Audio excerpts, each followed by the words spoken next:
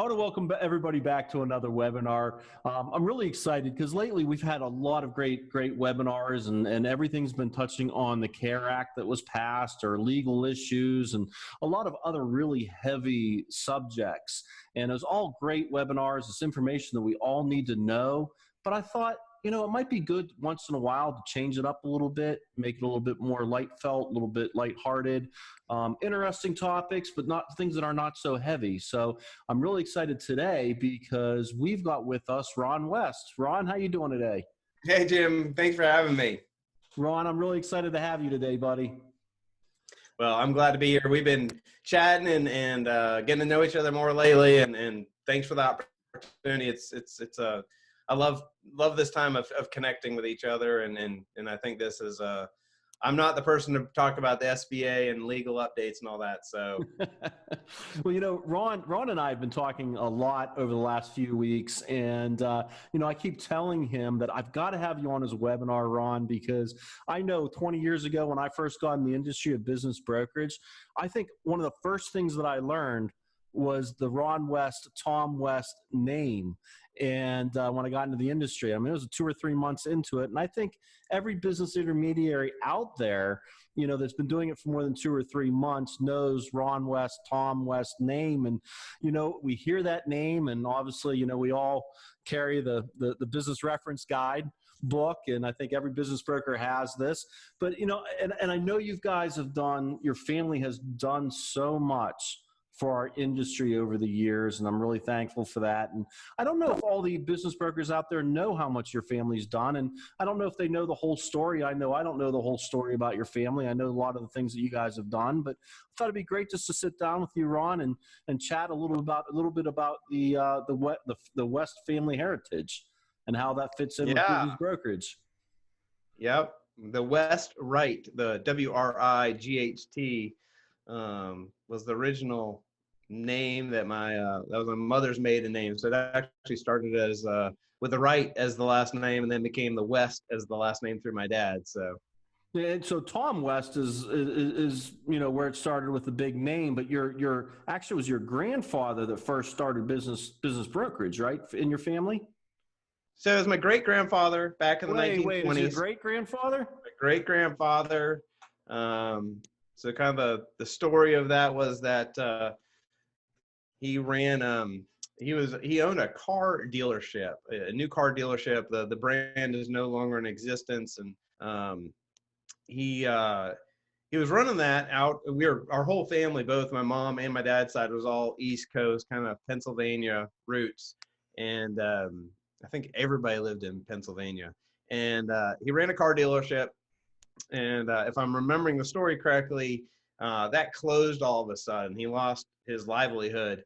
And California at the time in the 1920s was, kind of the promise of all these new things. And so he drove his family out. It was my great grandfather on my mom's side. And so he drove out to California for all the opportunities that California presented, and Hollywood and all of that. And he went into what was real estate and business brokerage. We have a picture of my great grandfather standing in front of in a three-piece suit, and there's a chalkboard on the outside of the business, a chalkboard on the outside with the left-hand side is real estate opportunities, and the right-hand side are business opportunities on the chalkboard. And so that's how he went out there. How the two got connected, who was doing business brokerage prior to that, I don't think we, as an industry, really know anything before my great-grandfather in the 1920s. Whether he decided to start it up or learned it from somebody else, I don't think we know. That's really interesting. The 1920s, and we're talking about, 100 years ago that your family started in the industry. I think about business brokerage being, an industry. I guess it makes sense it was around back then, but that's just amazing that you have that in your family. Well, it's funny because I think people are, you get two jokes a little bit in our industry. One is, some people in our industry are known as the used car salesman. And then we often kind of say, I don't want those realtors getting mixed up in business brokerage. I'm like, well, ironically, my great-grandfather came from the automobile sales business, and he was a realtor. And so I would argue that we probably have our roots in that realtors were probably the original business brokers. I'm sure there might be been doing, people doing the larger deals, the transactions, but I think probably to some degree residential realtors probably had their roots in selling businesses as well at the time. And how long did he They do probably business split from brokerage? that. What's that? How long did he do business brokerage, your great grandfather? I don't know exactly how many years he did that. His son, George, my grandfather, got in and took over the Wright company. So it's called the Wright company for their last name. And I do know my grandfather took over that business from him. And he is known. My dad would write articles in his newsletter each month called the Old Pro. So my grandfather's this old pro character. So dad would kind of take the lessons learned by my grandfather and kind of almost create a fictional character called the old pro. And it is a tool that he used to kind of say, this is what the old pro would do. This is what the old pro would advise. And so it was a bit of a character of my grandfather, I think, but Ron, I all got the to tell lessons you, that dad had really learned from him. I got to tell you, it's funny because in the other room, I have a cabinet full of books and CDs and all kinds of training materials that I got from Business Brokerage Press, which is your company, years and years and years ago. And I remember so distinctively in those books, the author referring to the old pro. And I got to tell you, it was a really, really effective way of doing it. And it made it more interesting to read. Yeah, we need to bring it back. And we'll get back to the story in a second, but my mom and dad are writing a book about the history of our family and of the industry that we're going to try to get out sometime later this year. And so we'll kind of bring that back. And I've had the thought of, applying the old pro principle to kind of represent all the things that were kind of good of their time, the things they did well, and how to apply them today. What would the old pro say today? I think it still would bear some weight. A lot has changed and needed to change, but there are some things that maybe still can be taught through that character of the old pro of just that person that we all know of that, that's how my grandmother would do it. That idea of grandma always cooked this way. She would make her cookies with these ingredients. You can't get them anymore, and she'd do it this way. It's kind of just a way of telling the story through that lens. And so I think it would still apply. It'd be a fun thing to do still. I love it. I love that reading the whole old pro. I think it's great. I'm really glad that you guys are bringing it back. I think it's very, very effective. And before we finish today, I am going to ask you that question about, what would the old pro say about the way we're doing things today? But I want to stay on the topic of talking about your family and the history. So then your grandfather, George, correct, was doing business brokerage, and he had taken over the Wright business and selling houses and businesses. And then your father came in when? And I guess that was your grandfather's son-in-law. Yeah, I think I was looking at, my father has an interview he did and we recorded with my grandfather. So my father interviewing my grandfather. Well, we've released that in the past, and we'll be re-releasing that as part of this book project. But it's a great interview, and I think he says in there, my grandfather saying, his father came in the 20s, and I think he was of age to kind of do that in like around 1935. My grandfather never really left doing business brokerage. He eventually consulted for my dad. As we tell the rest of the story, my grandfather's kind of throughout that whole thing until till the end of his life. And so that's all he really knew. He may have taken some breaks, like a lot of brokers might take a break here and there. But you always come back to business brokerage. It's an industry that we don't see too many people leave unless they die. And so it's an addictive, and it was for him as well. But he got introduced to it, took over his dad's company, continued the Wright company. And eventually my father moved out to California through friends of the family, and went to work for my grandfather, ended up marrying his daughter, obviously. And so dad married the boss's daughter, I guess. And so they got married, And Dad eventually bought the Wright company from my grandfather. So he was trained. Kind of little funny story there. I think day one of my dad, you'd have to know the old pro and my grandfather. They were almost good at the whole end of the business, as we'll discuss, that we're not good at probably today. I mean, it was the sales side of this business. My grandfather nailed down the people side of this business. And so Dad wanted to go work for him.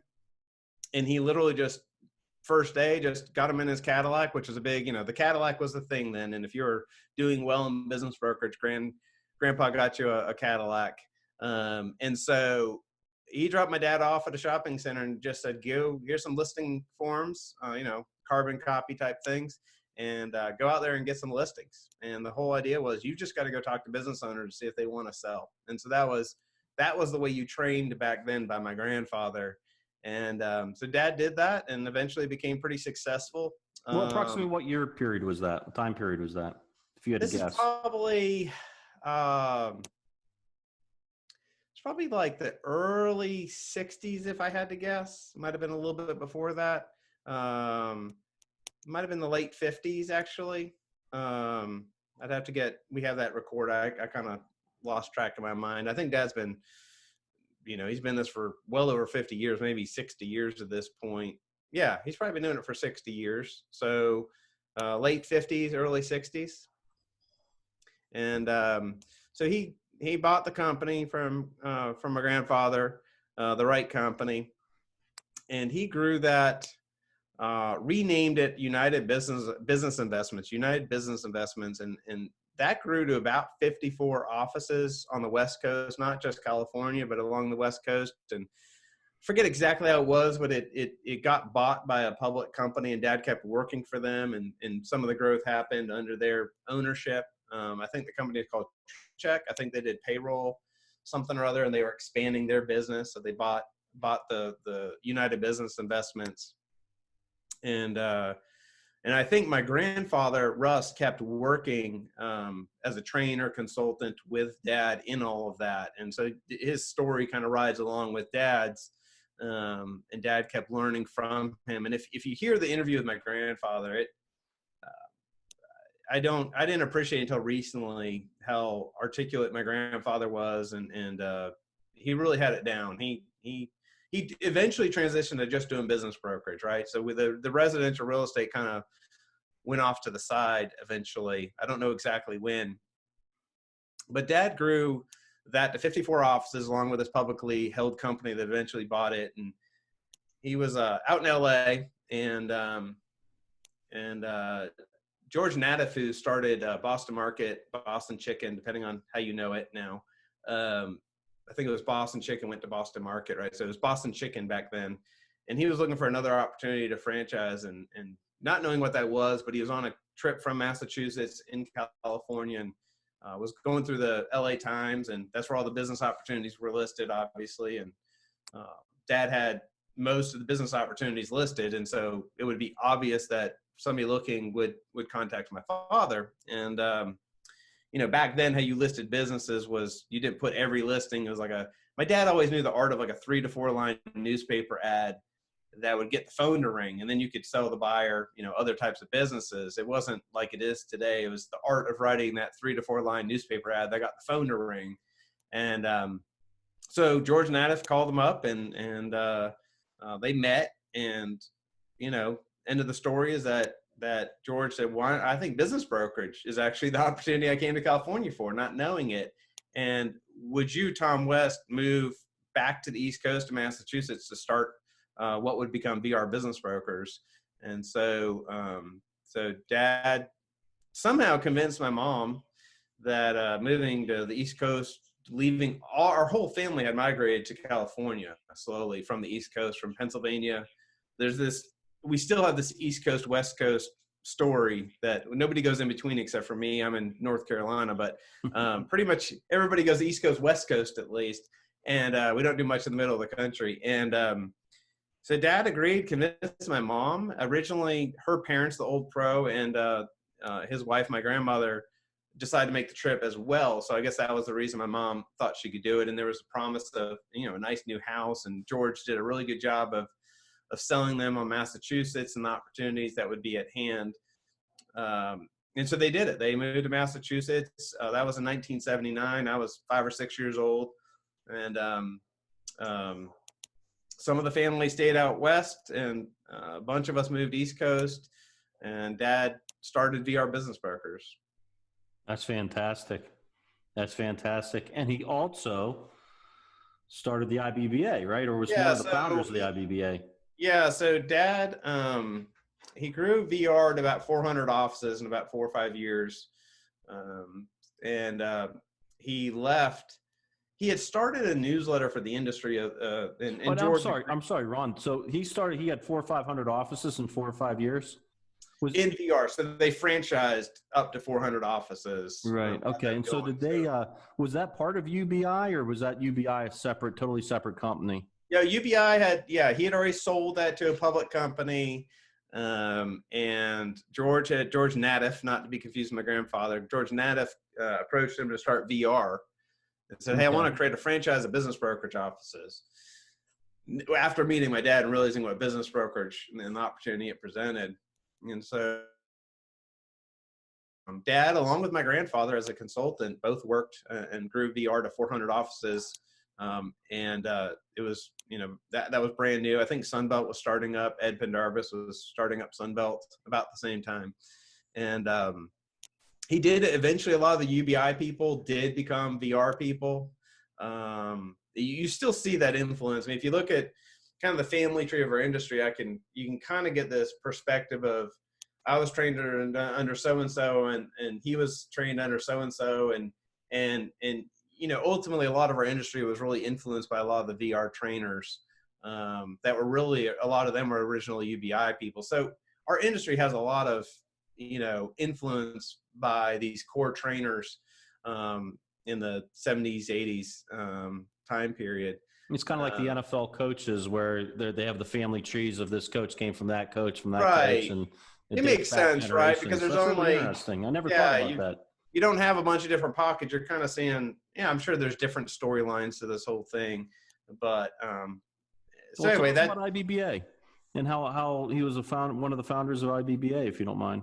Yeah, so he decided that his time with VR, I don't think that he was looking for the next thing at that point. He'd already been writing a monthly newsletter called The Business Broker, and he would give it to the VR offices, but he was also, with permission, said, I want to sell this to other business brokers. Well, of course, a newsletter in the business brokerage industry isn't going to provide a full income. He's got dad and mom have 5 kids between their marriages, and previous his marriages, and I'm their only child together, but they both came into this marriage with 2 kids each, and so they had a lot of overhead need, and Dad did well with VR, so to leave was a big decision. And he had been writing this newsletter, and he did some consulting for another franchise company, and had a little bit of time off, and started up Business Brokerage Press at the same year that he started IBBA. Of course, there was other people involved with starting the IBBA, but he was certainly one of the key people that orchestrated that first meeting and the first conference. And then mom and dad actually became the management for IBBA for the first, 10, 15 years. I kind of forget how long that went. I remembered when they eventually transitioned out of IBBA because it had gotten big enough and they needed a true management company. But I grew up in Concord, Massachusetts. And kind of the story of that is Dad would, they had taken over like the whole kitchen, like every drawer and cabinet was either IBBA or Business Brokerage Press. And so you'd go to get a utensil and you're like, there's like just paper everywhere. And you're like, and then kind of the story goes, Mom was asked by Dad, hey, do you mind typing this thing up? And Mom had typed up listing agreements for my grandfather growing up. So my mom was a typist and worked for her dad, typing out the listing agreements and all. So Dad convinced Mom to type something. Well, the next thing you know, Mom's got a whole desk in our living room with a typewriter and filing drawers. And I'm like, I've got this huge basement for my playroom. Eventually I just said, you know what, you guys, and Dad had an office upstairs. So the business is IBBA Business Brokerage Press is taking over my house. And so we your childhood. eventually, I think they went to Maine where they have a vacation home. And I think I forget how old I was, but I moved them to my playroom and I was like, you take that and I'm going to regain upstairs. And so then down in the basement, Dad had an office, Mom had an office, and we had a common area, and there was a big closet for Business Brokerage Press on the left, and the right-hand cabinet was for IBBA. And I can still picture those two closets side by side of representing Business Brokerage Press and IBBA, and then I remember, creating the name badges. I'm sorry, Ron, is this like the 80s or? This would have been, so this was 1983 or 83, 84 was when BBP and IBBA both got started. And then I think this would go to the mid 90s when they eventually IBBA outgrew, Mom and Dad running it.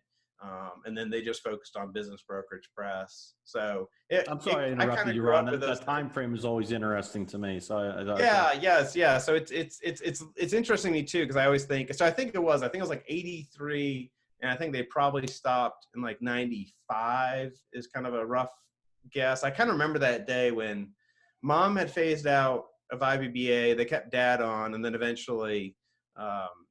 Dad left as well, and they had a full management company, and of course they stayed involved, but it had just grown out beyond what two people can manage, and they really needed to focus on Business Brokerage Press. They had been doing the Business Reference Guide, which was taking off, and the demands of BBP were growing, but both started the same year, and so they always worked out of the house. Dad had an office with VR when he ran that. And when he started Business Brokerage Press and IBBA, but eventually it all came to the house, and Dad, to make money, would run a lot of seminars and consulting. So he was traveling a lot. But he eventually pretty much got to stay at home and just kind of run the company. And he was there for most of my upbringing. So. And you grew up just all around business brokerage. That was a big part of your childhood. I didn't know what it was. It's funny. I didn't even know what it was. I mean, I knew it from the perspective of name badges and conferences, and I knew Dad did writing, and I know they were sending out mailings and stuff like that. It really wasn't until college that I even understood. I saw they never really pushed the business on me. In college they just said, this is an opportunity that you should at least consider. And don't just dismiss it because you don't really know what it is. And that's still the problem, right? In our industry, is people don't know what it is we do. I don't think any of my friends or family hardly understand, unless I say I do marketing or I do websites. If I try to get into what business brokerage is, they're like, never mind. It's just too much of a story. I've been doing this for 20 years, Ron, and sometimes I wonder, how to do it too. So exactly. So I eventually went and saw my dad talk at IBBA, I think, and he was running a course, like a 101 class on what business brokerage was. I was like, oh, this is what you do. And I just really don't think I got it until I was in college. That's just not. It was my parents would talk about it every dinner table. I mean, it was a common conversation with both of them being involved, but I don't think I fully understood it until later. So how old were you when you got into the family business? So I was in college. I had repeated a few grades, but as a junior in college, I went to somewhat of a local college up there, and so I was able to come home and I would kind of have some time in college to work. And so I was kind of in summers and stuff. I was working for them, and I was at that point I understood what they did. And I was taking on helping with some of the private label newsletters they produced. And pretty much right out of college in 1998, I wanted to kind of do business brokerage while also doing some of their stuff. And we started a company called Generations. So Dad and I just started a business brokerage firm, and running on kind of his reputation. I had no experience. I was 21, but what I quickly realized, I think it's still true today, a lot of business owners are just so thankful to find somebody that does this, that it's not such a huge problem to be young and never have sold a business. It helped to have Dad's reputation, but people are like, I'm just glad to know what it is that you do, and sold a few businesses with Dad. And I actually just had kind of a moment of I hadn't gone away for college, and I think I just need to figure things out a little bit in life. And I moved to Atlanta. Joe Soffit was a business broker down there. He's since passed away. But I wanted to go to Atlanta. Dad knew some people, connected me with Joe. And I quickly realized I was like, they really just gave me an office. They kind of assumed I knew everything. And I was like, well, if I'm not going to, I might as well just go my own if I'm going to do business brokerage. But I quickly realized I went to work for a friend of mine. He was going to do this startup, and I was real excited about this startup, and it was going to be totally separate from business brokerage. And he said, now look, we're not going to pay ourselves for a long time because it's a startup. It's going to be sweat equity for a long time. And after a few hours of working with him that first day, I was like, I'm not going to do this. If I'm going to do that, I'll just put it into my family's business. So I think I called Mom, and she said, stick it out for the day. I was like, no, I know what I need to do. This is ridiculous. And so I left at lunchtime, and I was part of Business Brokerage Press, never looked back after that. And that's great. I kind of grew my own. That was the year 2000. Okay. And they seeded me with a few products, private label newsletters. And I realized that our business, and it still is a lot about content. And so I was like, well, what are other ways we can sell content versus just newsletters? So websites were becoming popular, or had been. And I love technology. I love marketing. Really, though, Dad had been teaching people. I understood Dad as the educator and the consultant and the trainer. But I thought, well, how do they do it, though? Like day to day, how do they do this business? Like what's the process? What's the system? And so I thought, I want to create kind of the backbone to the industry. And we're still working on that, but it eventually evolved into what I call Deal Studio today, which is websites, marketing, and systems. And so we were originally doing websites with Biz by Sell. We had the content. Biz by Sell was creating this little tool to create websites. I said, well, let's have a BBP version of that. And so we did websites with Biz by Sell. We knew Bill Miller, who started Biz by Sell at the beginning. And so we were kind of in from the beginning with him, and we were doing some different things with Biz by Sell. And then newsletters were kind of taking off. And so we just, as my parents often did, as they, I think as they had more kids in college, they just threw out more ideas. Like, let's just try this. They would have a thought at night. They'd quickly implement it, see if it stuck or it didn't. And then, sometimes you got a business reference guide, and then sometimes you've got this thing that doesn't do so well, and you don't do it again. And so that's kind of what I started doing, and something stuck. And, a lot of what got us to where I am today is a lot of failures. And, but enough things kind of stick. And so yeah, I kind of ran my own end of the business. We shared a website, we shared marketing, which I kind of ran for the company. And then my parents realized that, they weren't technical. So I was the one to take Business Reference Guide and do an online version, and to take what Dad was doing in print and try to bring digital. And then, in the last so many years, Mom and Dad have kind of retired, and I've kind of taken over everything.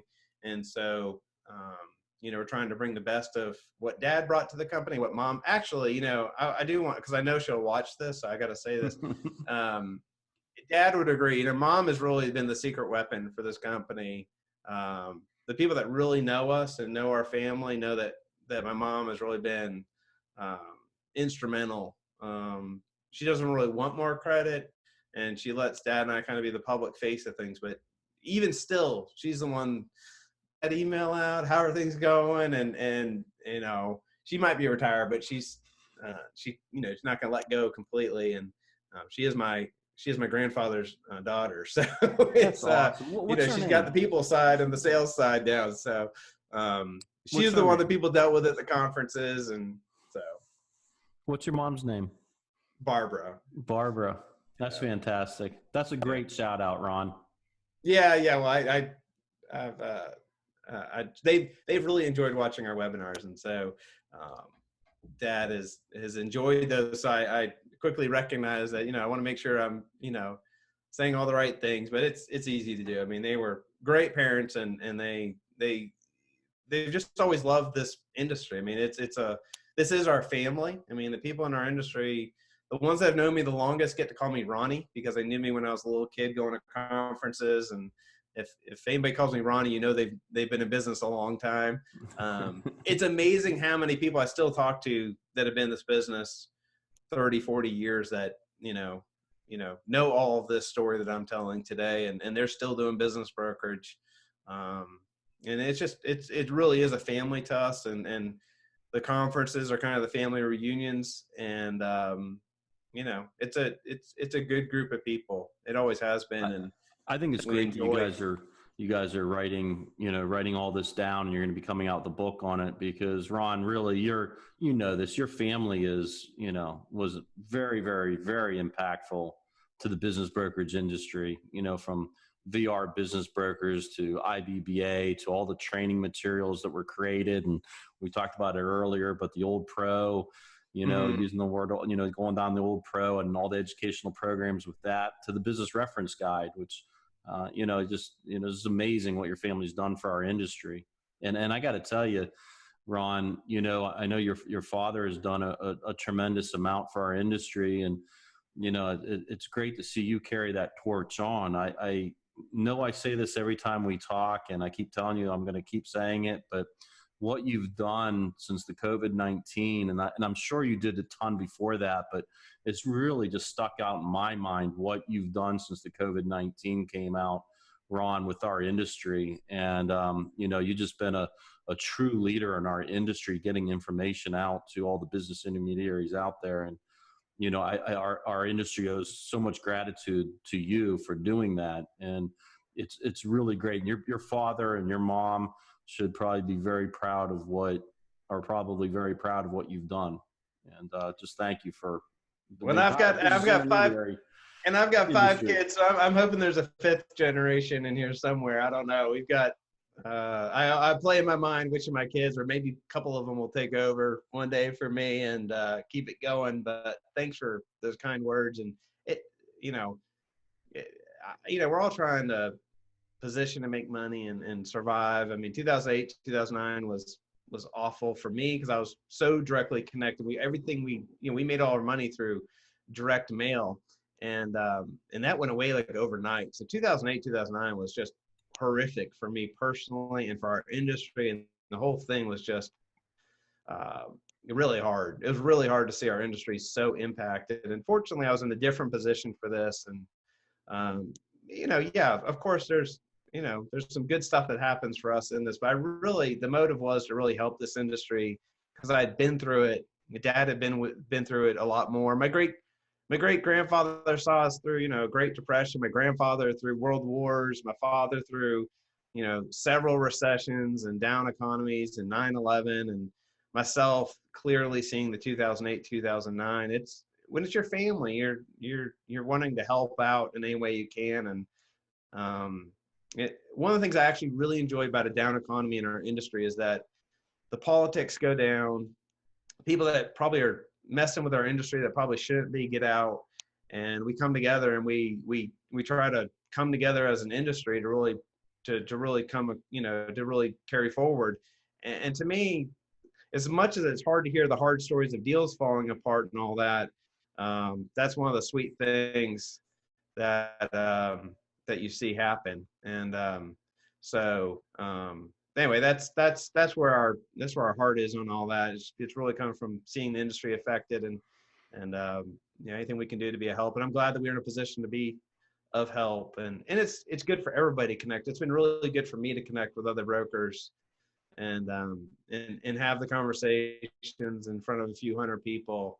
I know you're doing the webinars, and there's something that you gain by doing them as well, because you get connected in, and it can be a lonely business. You kind of feel like you're the only person doing this business sometimes. And to know that other people are doing it and thinking about it and sharing all those ideas, is really what people need right now. Just like business owners, they just need to know that somebody is there to hear them out and walk with them through this process that they're going through. Absolutely. Absolutely. So Ron, you got to tell me, because at the end of the day, I'm a business intermediary. What would, and I got to tell you, I read so much material, years ago about the old pro. And so what would the old pro say that we need to be doing today, or what are we missing today as business intermediaries that the old timers, the old pro would say, hey, you forgot about this? Yeah. Yeah. That's a great question. I think that, if you were to be frozen in time like a movie and came back, obviously there would be things that he wouldn't understand, that naturally we progress as an industry. We always needed to kind of grow up and professionalize what we did. Businesses became more expensive, and not everything could be just a cash transaction with, cash in the bank and the way it used to be done. So it's changed a lot, and you couldn't apply. So if he came onto the scene today, he would need to be educated before he could really speak into it. But the immediate thing I think he would see is that he would say, this is a sales business. This is a people business. And it feels like it's a financial business right now. And I don't mean that completely, but I think people say, oh, going door to door doesn't work. And I think he would probably say that's hogwash. Going door to door absolutely is the education you need to understand how businesses think and operate, and what inventory looks like, and how management is. And you can't replace the door-to-door approach of getting to know these business owners and those relationships. And I think we want to say, no, that doesn't work, and that doesn't work. And I think he would say that's not true. This is still people business. It's relationships. It's a sales business. He would think they were all probably too old. He would probably say, we're all the young people that can go door to door and get these listings. And I mean, I know you and I are young, Jim, but the average age of our industry is 45 plus, and that's probably a low point.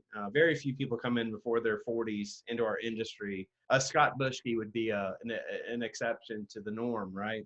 And I think back in my grandfather's day, the people right out of college were the sales guys going door to door. And he was a true salesman for good and bad. I'm sure he would, I'm sure he had his slick ways about him and all that, but he was an honest person that cared for people. And so I think that's the main thing that would surprise him. But then, little things like, and it throws my dad, and I know he still would say this today, is it's hard for them to believe that you put all the information about a business online onto a website. And in their day, it was the art of creating the attention, and that advertisement was an art form to get the phone to ring. And then you were talking to business owners who didn't really know, or what you're talking to buyers who really didn't know what type of business they wanted to buy. Mm-hmm. And then they'd end up buying something else. So the whole idea was to get these buzz ads out there that were very expensive. I think we paid more in advertising back then than we do today, even though we complain about prices going up. I think Dad always thought, even when it went online, it probably should have been less information, still get the phone to ring. I think there's some truth to it. But once we put everything online, the business changed because the buyers became more educated. They thought they knew more of what they wanted to buy. And I don't think as an industry, we reacted to that type of stuff and to technology like we should have. But I think mainly, he would see the need for the whole deal making, the valuation, understanding the financials and all that. But I think he would say you're losing what really this industry requires, which is the sales side, the people side, the relationships and the networking and all that. Yeah, that's great. That's fantastic. Ron, before we go, I want to just, if you could tell us a little bit about Business Brokerage Press. I hit my microphone here. If you could tell us a little bit about Business Brokerage Press and what you guys have to offer on your website. I've ordered a lot of materials through you guys over the years, and I've been very, very happy with everything that I've gotten. Yeah, so we really see it as like 4 quadrants right now. I mean, you've got the business reference guide, which kind of taken on its own thing, and that really goes outside of our industry to accountants, attorneys, bankers, business consultants, et cetera. So that's the thing that kind of got us out of the small industry that kind of went outside business brokerage. And then we have Value Track, which is a valuation tool that we offer. And then Deal Studios, where we do all the marketing, systems, and branding under that umbrella. And then Business Brokerage Press, which it really always has been, is the educational component. It's the voice of the industry. Here's all the industry news, events. It's the articles about the industry. It's the umbrella. So you kind of have the valuation, the education, the marketing and systems. And then we're actually developing a new thing.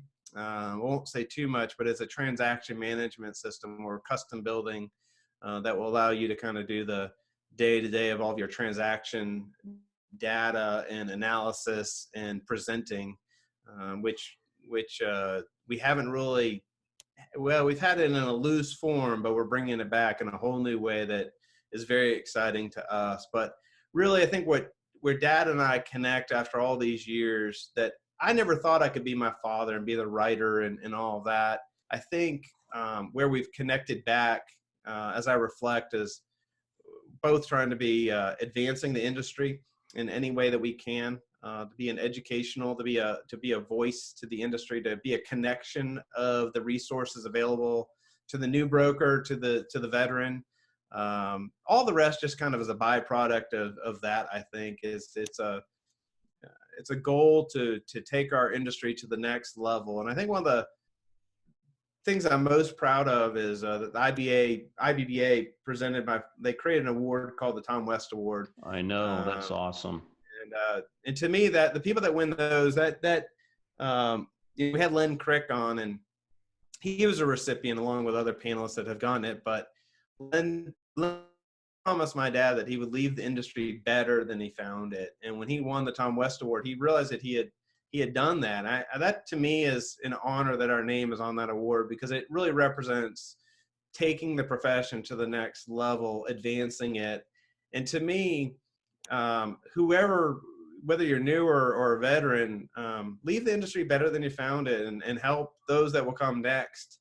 And we're too small of an industry where we should see each other's competition. We should all come from an abundance mentality to realize that the more we advance our profession, the better we'll all do, and to give back, to share, and especially during this COVID-19 time, there's no better time than to share what you have. And it's okay to make money too, but just do what you can to leave the industry better than you found it. And to me, that's what that award really represents. And to me, that's one of the things I think that's the most prestigious award a business intermediary can win, is the Tom West Award. And I really mean that, Ron. Yeah. I mean, winning sales awards, and that's great and everything, but win the Tom West Award, where you've given so much to the industry, and the industry recognizes that. That's fantastic, and I think it's a great award that they give out. And I was really happy that a good friend of mine, Steve Mariani, won it this year. So I know he well deserved. I emailed him right as I was watching that live, and but even what you're doing now with these webinars from Florida, I mean, the way that our industry's serving in a time where we're all worried about our own businesses. I mean, people that are serving with these associations and IBBA, those are tough jobs. When you're also trying to keep what your core business is, you're trying to keep that going. It's always been tough to really serve this industry, because our business can be so taxing. And so I really appreciate everyone who is willing to volunteer, so to speak, and advance the profession. And we've come a long way. I think it's gradual, but when my dad says the same question, how have things changed? It's like, it's pretty significant, since my dad and my grandfather, and we should probably go back to some things, and there are probably some things we've lost, but a lot of what we do is just a whole nother level of the business. And it's just generation after generation and just taking it further and further. And you're seeing it. You know, it takes a while, but we've come a long way. Yeah, I've been doing this for 20 years, which is nothing compared to how long your family's been doing it. And I feel like I've seen a tremendous difference in the last 20 years. So I can't even imagine what your father has seen. Tom, I really appreciate you joining us today. Thank you so much. Well, I'm glad to have the conversation. It's near and dear to our hearts, obviously, and I appreciate you asking me to tell it through this medium of Zoom. And thanks for allowing me to tell the story. Oh, absolutely. It's a very interesting story. Your family is amazing, and I appreciate everything that all of you guys have done for our industry. It's fantastic. And, for all the viewers out there, please visit the Business Brokerage Press website. There's a lot of great training and educational materials up there. And, they're posting right now, they're using that kind of as a porthole, right, Ron, of all the industry news and webinars that are being promoted. It's just like one spot you can go to where you can see the webinars, not just what Ron's putting on, but, I know he advertises Business Brokers of Florida's webinars and a bunch of other webinars. It's just one central place that you can go to see what's going on in the industry. And that's just fantastic, Ron. Yeah, and once we get back to the live events, we usually have an event calendar there so people can see everything that's going on. And now through the webinars, we're really trying to promote, especially on Friday. I'll just make mention where our Friday webinar, although we do one on Tuesday and Thursday, the Friday one is about connecting the industry together through, here's what this group is doing, here's what this company is offering, here's what this expert is saying, here's an update on the SBA or valuation. We want to be the place where all the news and events and articles and webinars can be accessed. And I just appreciate Business Brokers of Florida and the IBBA and everybody that is willing to make that stuff publicly available.